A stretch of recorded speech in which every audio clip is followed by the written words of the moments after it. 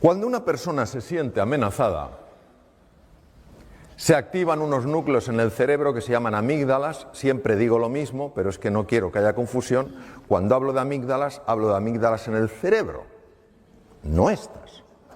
Porque en una ocasión, con un grupo de pocas personas, no llevaba imágenes, no llevaba cerebros, que a veces llevo cerebro, empecé a hablar de las amígdalas y una persona empezó a ponerse súper pálida. Y yo digo, este se me cae redondo. Digo, ¿qué le está pasando? Digo, oye, ¿te encuentras bien? Y me dice, no. Digo, ¿pero qué te pasa? Y dice, que estoy entendiendo toda mi vida. Y ya no tiene remedio. Me las quitaron de pequeño. Vean, la confusión viene de que amígdala en griego es almendra y se parecen a estas, pero no son estas. Están en el cerebro. Es nuestro detector de amenaza. Cuando la amígdala se activa ante la percepción de una amenaza, lo primero que hace es robar sangre de la parte anterior del cerebro, lo cual produce cambios muy importantes en la percepción de nuestros recursos, porque al activarse la amígdala y reducirse el aporte de sangre a la zona anterior del cerebro, se pierde capacidad de comprender, se pierde capacidad de aprender, se pierde capacidad de ser creativo y se pierde capacidad de tomar buenas decisiones. Por eso, cuando tú, Blas, antes hablabas del sentido positivo de la vida, incluso en la enfermedad, es muy importante, porque si tú la enfermedad solo la vives como una amenaza, no podrás encontrar recursos naturales que tienes que te pueden ayudar a tomar vías que favorezcan la curación, porque ni siquiera las verás. Por eso un niño, una niña en un colegio, en una escuela, un estudiante en una universidad, donde sea, una persona en una empresa, que se sientan amenazados, no que estén amenazados, que se sientan amenazados porque no hay una cultura de encuentro, de cordialidad, de afecto, y activen estos centros, no importa lo inteligentes que sean, no podrán comprender, no podrán aprender, no podrán ser creativos. No porque no lo tengan, sino porque cuando se activan las amígdalas, el riego de la zona anterior del cerebro se reduce. Y esto explica perfectamente por qué determinados jóvenes que no van bien en un contexto y no aprenden, cuando les cambias el contexto, les cambias la forma de enseñanza, aprenden y aprenden muy deprisa. Pero es que el efecto en el cuerpo es también muy marcado, y uno de los efectos es en el estómago. Cuando una persona se siente amenazada, y Margarita se sentía amenazada por su jefe, que no necesariamente la estaba amenazando, pero ella se sentía amenazada, el sistema nervioso simpático hace exactamente lo mismo que si te persiguiera un tigre. El tubo digestivo lo paraliza. ¿Entendéis? Porque no te vas a poner a comer si te persigue un tigre. ¿Qué pasa con un estómago que se paraliza? Un estómago que se paraliza es un estómago a través del cual la comida no puede fluir bien. La comida, cuando no fluye bien, se estanca. Cuando se estanca, se pudre. Cuando se pudre, fermenta. Cuando fermenta, produce gas. ¿Qué hace el gas? Hincha las paredes del estómago. No hay medicación, bueno, algunas que te reducen el gas, pero el omeprazol, por más que te baje el ácido, si el problema no es el ácido, el problema es la dilatación del estómago. En el momento en el que Margarita empezó a buscar el encuentro al principio con una tenue sonrisa forzada, estaba mandando al cerebro un mensaje: tú no sonríes en presencia de la amenaza. ¿Os imagináis el tigre y que digas tú, ¡oh, qué oportunidad! ¡Oh, charlemos! No. Entonces, el simple hecho de el propio cuerpo disponerlo para el encuentro, y la sonrisa es así, es suficiente para que el sistema nervioso simpático se desconecte y se active el parasimpático. ¿Por qué se le quitó el dolor a Margarita? Porque el estómago empezó a funcionar. Ella no tenía ningún problema de estómago, por eso en las endoscopias no se veía nada, no había nada. Porque la dilatación no se ve en la endoscopia. Bien. Cuando al profesor Hanseli, del que os he hablado, le entrevistaron, porque se hizo muy famoso, en una de las entrevistas de radio le hicieron una pregunta normal. Su respuesta fue singular. Estamos hablando de un fisiólogo puro, que se pasó 25 años en laboratorios.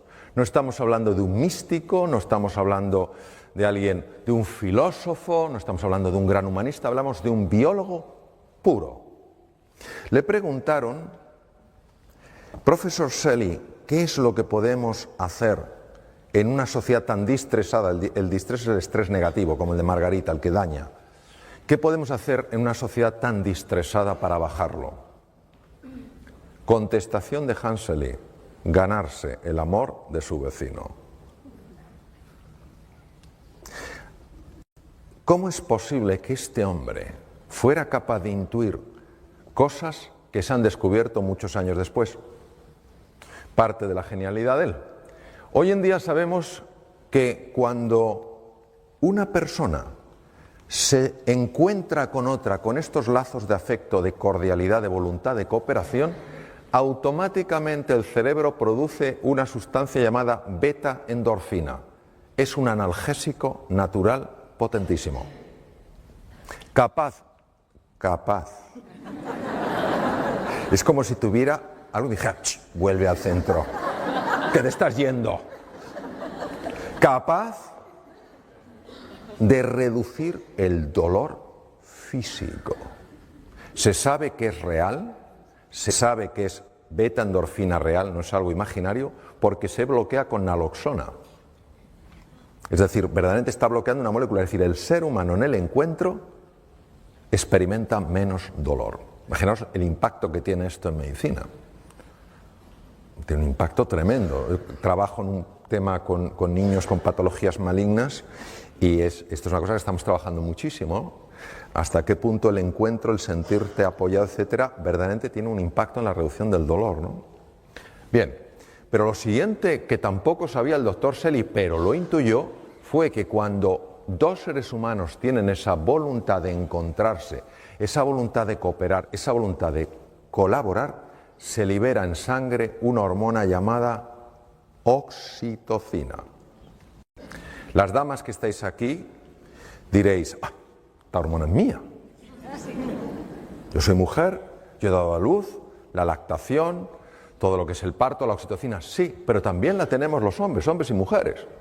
La oxitocina es la hormona que se llama la hormona del amor, porque cuando tú te conectas con un ser humano, amistad, amor romántico, amor filial, lo que queráis, agape, amor como elección, la oxitocina protege naturalmente contra la enfermedad. Es un protector, por ejemplo, un protector del corazón y baja las cifras del LDL, del Low Density Lipoprotein, el colesterol, digamos, que se llama colesterol malo.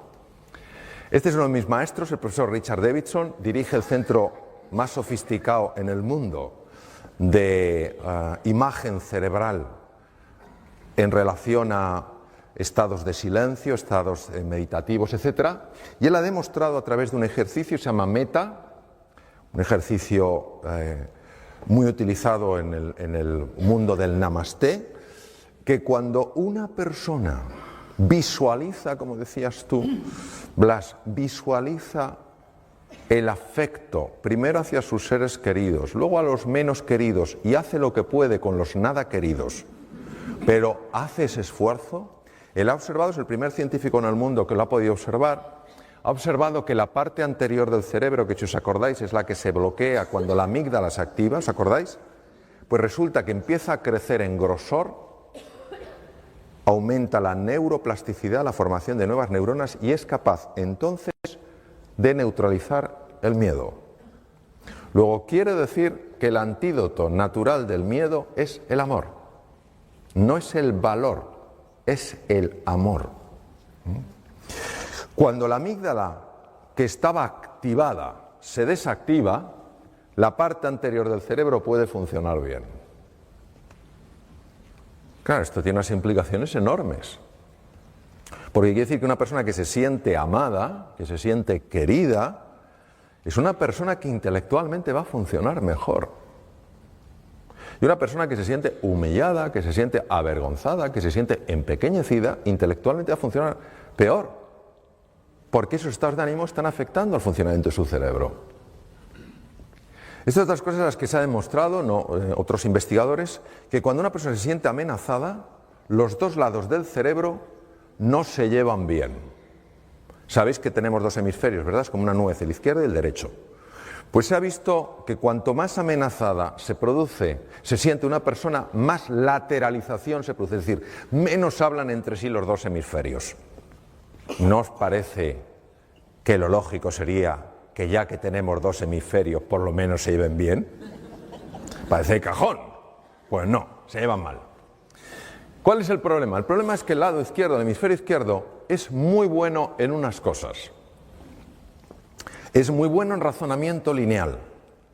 Esto me lleva a esto, esto me lleva a esto, esto a esto. Es muy bueno organizando, es muy bueno estructurando, es muy práctico,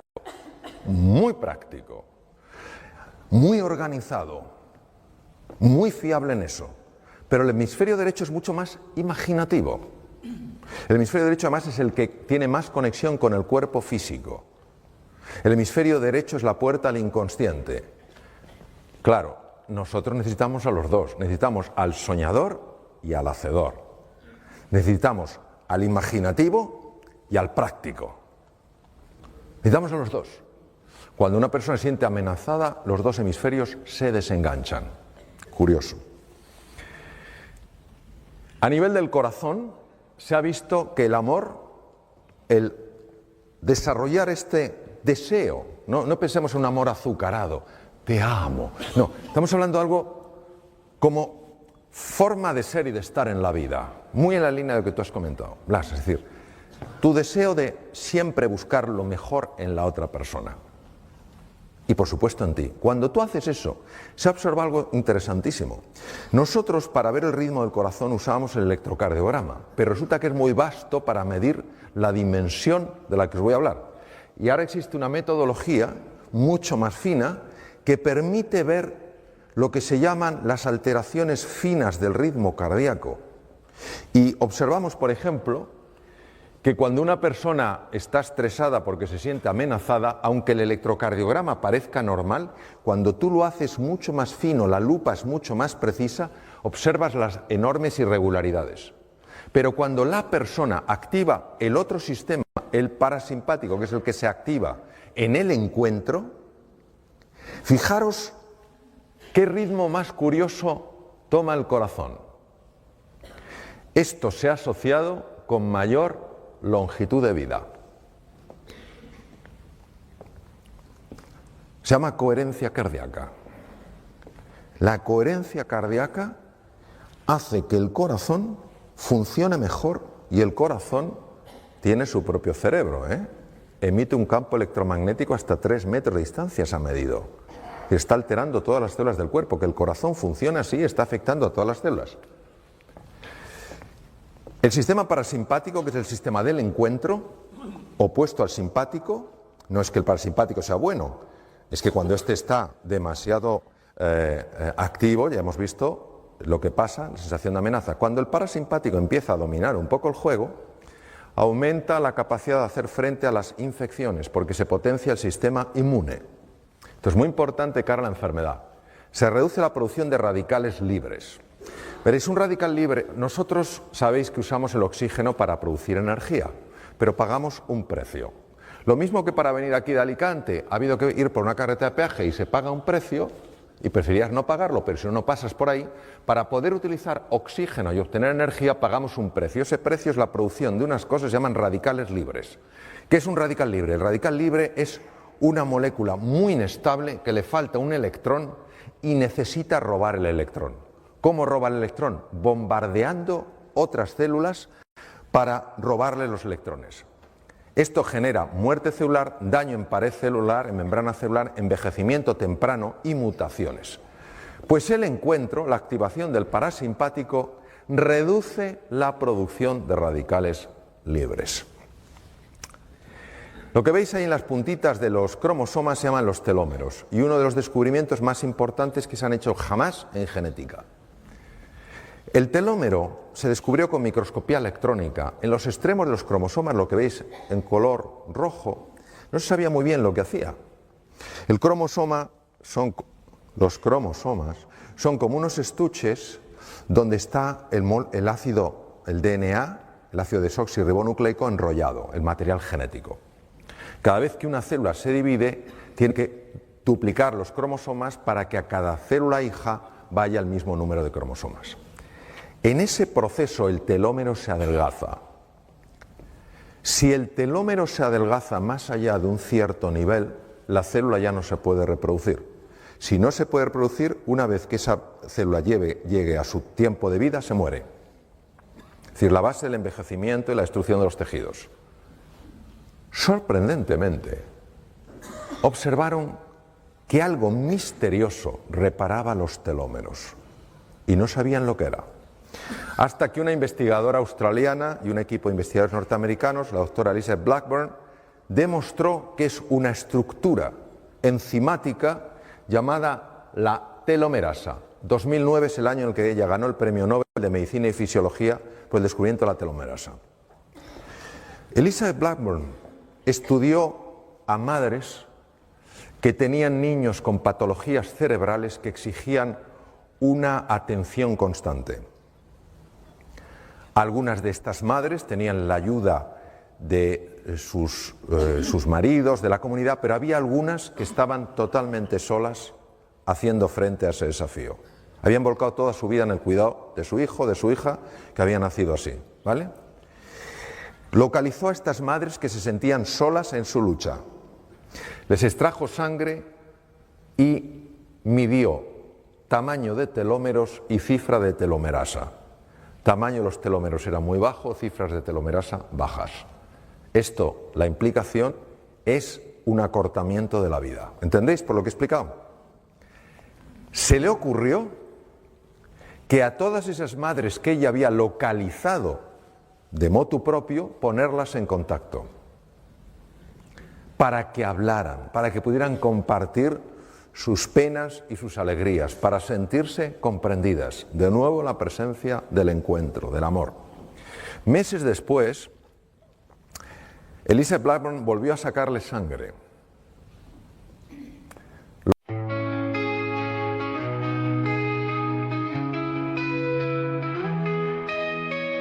Lost in the rhythm of the wind, strings whisper secrets to my soul. In a world of alternative rock where indie rock takes control, our rock paints a picture so vivid.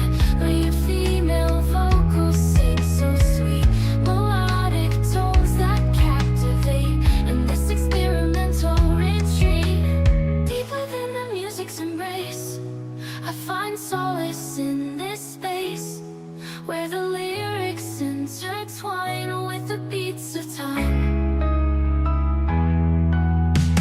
Layers of sound surround me like a symphony of the mind. An art rock masterpiece unfolding in a melody so kind. Each note a brushstroke of emotion, painting hues of every shade. The female vocals breathe life into a song that won't fade. Deep within the music's embrace, I find solace in this space where the lyrics intertwine with the beats of time. As the music evolves and shifts, I surrender to its gift. An experimental journey where the deep meets the sea. Deep within the music's embrace, I find solace in this space where the lyrics intertwine with the beats of time. The final chord fades away in this chill melodic play. A song that lingers in the air, leaving traces everywhere.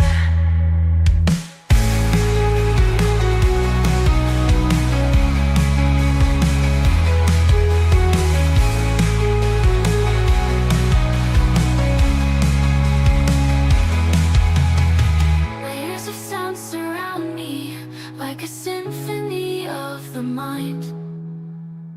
An art rock masterpiece unfolding in a melody so kind.